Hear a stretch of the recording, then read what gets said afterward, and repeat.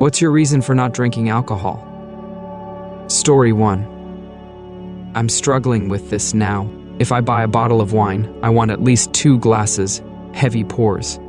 Then there's only a third of the bottle left, which isn't enough to be satisfying tomorrow, so might as well drink it tonight. So if I buy a bottle, I'm drinking the whole thing by myself in one night. Often waking up with a headache, not good. Last year was really bad. I think I only had 3 or 4 days where I didn't drink. This year is closer to 75 days. I'm getting more comfortable with relaxing a different way, with tea, and rewiring the way I think of being bored without alcohol. It's a process. Story 2. I drank quite a bit in college. Never really enjoyed any hard alcohols, and I somewhat enjoy beer. Can't stand wines, and I've tried quite a few different types. Anything stronger than beer and the alcohol flavor just overpowers everything else. Now, I have less than 1 beer a month. I really only drink socially, like if we go out to a steakhouse or a burger joint, I might have a beer with dinner. I literally bought a pack of beer about years ago, and I've still got half of them left. Story 3. 5 DWIs, and the last one was .326. On a Harley, with a gun, it was loaded. On arrest, I resisted violently. The legal limit here is 0.08. There is nothing funny about 2 heavily armed, well-trained men in a fistfight downtown in a residential area. This did not make me stop drinking. But it was the same year that crap got bad enough for me to stop. My little sister asked me please stop while I was in a 45-day stay in intensive care after a car crash I was a passenger in. And even then, when she stood over me while I was in a full body cast, it went like this: "Andrew, please stop." With tears in her eyes and mine, all I asked is why. She just said, "Because I love you." I never drank again. It's been 8 years. Not a drop. Never again. Story 4. My uncle was drinking his life away after Vietnam. One day he got out of a cab, stumbled to his apartment building, and fell through the front glass door. Sliced open his throat on the way down. The cabbie was still there watching him. Jumped out, called from a payphone, and used his shirt to try and stop the bleeding while an ambulance came. Uncle survived, and managed to find the cabbie later to thank him for saving his life. And he told my uncle, "Don't waste it." He quit drinking that day. Stayed sober for the rest of his life. Story 5. Yesterday was the 28th anniversary of my last drink. I wouldn't say that I officially had a drinking problem, but I was laying a good foundation for one. I have poor impulse control at the best of times, and it drops to 0 when I am drinking. Basically, once I start, I don't know when to stop. I was dating a pretty special girl at the time. I was at my work Christmas party, and she couldn't make it. I decided that I was going to get plastered and have a good time without her. I went up to the bar and ordered a rye and Coke. I took 1 sip of it and looked up at the mirror behind the bar. As I looked at my reflection, a voice in my head said, "If you continue down this path, you'll lose her." I grew up with an alcoholic father, and I saw how it destroyed my family. I didn't want to do that to her. I pushed the drink back to the bartender and asked for a Coke instead. I haven't had a drop of alcohol since. BTW. We celebrate our 27th anniversary next year. Story 6. Dad never drank, thankfully. Mom on a very rare occasion. So it was never around, and my grandfather told me when I turned 21 if I never drank, he would give me a $1,000. Well, on my 21st birthday, I went to him looking for the money. He said, "With all the money you save by not drinking, you should have the $1,000 by now. And, do you feel like you missed out on anything?" Well, I can honestly say I don't feel like I missed out on anything. Still don't drink to this day, and I can honestly say I would not be at the point I am in life if I had started. On track to R-Fire. Story 7. My daughter's mom used to drink a lot when we were together. Didn't pick up on as she was younger than me, but things slowly started getting out of hand. She got worse from postpartum and mother responsibility, and even did things around our daughter like being blackout in the bed with our daughter right there. Tried to get her help, but she refused. Stopped buying alcohol for the house because I get it wholesale through work. I felt responsible, like I cause or enable her. Still, I would find empty mini bottles in her car or would catch her sneaking alcohol in the kitchen. Filed for custody of our daughter and she got into AA. I went to her first meeting to support her, and broke my heart to listen to her say she was an alcoholic. But she showed no emotion and was upset I came. That's when I knew it wasn't real, and she wasn't going to change. So I had to be the mature parent.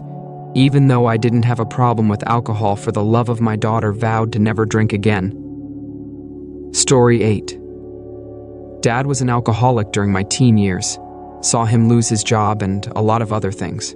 Long story short, I took part in Dry January to somewhat support his efforts in becoming sober and to prove to myself that I could stop if I wanted to. For me, a month turned into a year turned into 7 or 8 or more. I've lost count at this point. I stay sober because I have seen what it does to the people I love most. I wouldn't wish it on anyone. On the flip side, I'm now proud of my dad and how far he's come. He's done a lot of growing as a person. He's sober, runs the very AA groups that helped him, has his job back and life together. The family dynamics aren't the same, largely due to his divorce. That tends to screw with it. But we speak regularly, and he sees my son. Can't ask for much more.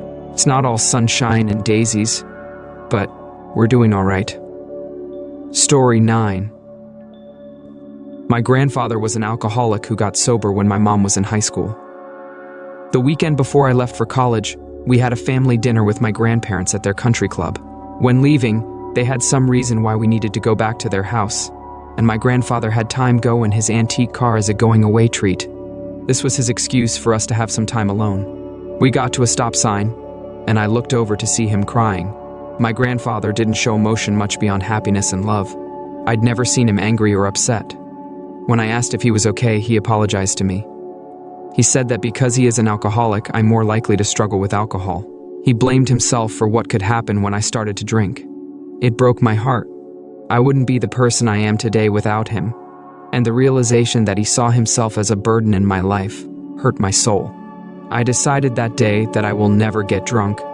I will never have more than 2 drinks in a night, and I will never be a daily drinker. That was 19 years ago, and I've kept that promise. He's been gone for over a decade, but I still think about him every day. I just hope that he is proud of me, and he sees that having him as my grandfather is not a burden, but a blessing. Story 10. I'm prone to acute pancreatitis that morphine can barely cut through. It's the result of years in an extremely abusive relationship where alcohol was used as a salve, an emotional lubricant, a vehicle for control, a reason to be thrown around and insulted, a way to always be discredited. I drank before then, but it became obsessive, mostly by his hand, and often because I didn't want to feel anything anymore. My body physically ached from the stress, my soul, myself, as a person dashed out like an errant flame for somehow being offensive and wretched every moment of the day. It became a crutch, but it was also a stick to be beaten with. I still drink very occasionally, but very carefully, and only in safe situations around emotionally stable people that I trust like family. Story 11. I used to be a functional alcoholic who drank 1/5 of vodka and a couple of beers daily. I was trapped in a prison. I knew I could die if I tried to stop drinking without medical intervention, but I was afraid of what my friends, family, and coworkers would think. My alcoholism took place behind closed doors. I was closeted about it as I lived alone, so I would drink each day at home, hidden behind my closed door, to stave off the shakes and anxiety that would get progressively worse throughout the day. I'd feel a bit of relief, a bit of euphoria, then pass out and wake up feeling unwell again, only to repeat the daily cycle. I don't know what broke inside me, but sometime after Thanksgiving last year, I got sick and tired of being sick and tired. I hit my breaking point and informed my family of my alcoholism and intention to seek treatment. They urged me to discuss this with my employer, but I was terrified. One day in early December, I had a particularly hard day, anxious from the time I woke up, trembling beginning in the early afternoon, and I finally worked up the courage to disclose to HR that I had a problem with alcohol and that I needed help. I left for treatment on December 11th, 2023, and haven't picked up a drink since, nor have I had the urge to. I can honestly say that every aspect of my life is better now that I am sober. I recently celebrated 1 year of sobriety, and I couldn't be happier. If any part of my story hit home, or if you've been thinking about seeking help, I'd urge you to do so. You are not alone, and you do not have to suffer alone. There are people just like you who, with the help of others, became freed from the shackles of addiction, and you can be freed from it as well. Story 12. My father was a mean, functional alcoholic. He drank between a 6-pack plus 2 nips and an 18-rack plus 2 nips every day, usually between 5 p.m. and midnight. He was verbally and emotionally abusive to my mom and I, but would yell at my mom every night, usually about dinner housework between 5 and 7, while drinking his 6-pack. We usually had dinner around 7, and the night would go one of two ways, 50-50ths. 1. He'd watch TV Land, Nick at night until 9, expecting complete silence in the house. Or 2, he'd keep on drinking until he began to blast blues music as loud as possible, until 12 or 1 in the morning. Often, he'd pass out on the kitchen table and leave the music on until I could sneak down and turn it off. It was crap, but remarkably, the dude would get up a few hours later, at 4 a.m. and go to work, no matter what. I was begging my mom for as long as I could remember to leave my dad. But she said she loved him. She made me promise that I would never drink like him, and didn't want me to drink at all. So I've respected her wishes and kept my promise. Story 13. I was honestly in a bad place in my life, where I was partying every weekend, feeling the effects of lack of sleep, being lazy, and gaining a lot of weight. In October 2019, I went on holiday with one of my childhood friends, and I broke down, telling her how exhausted I was with my life and how much I wanted to make a change for myself.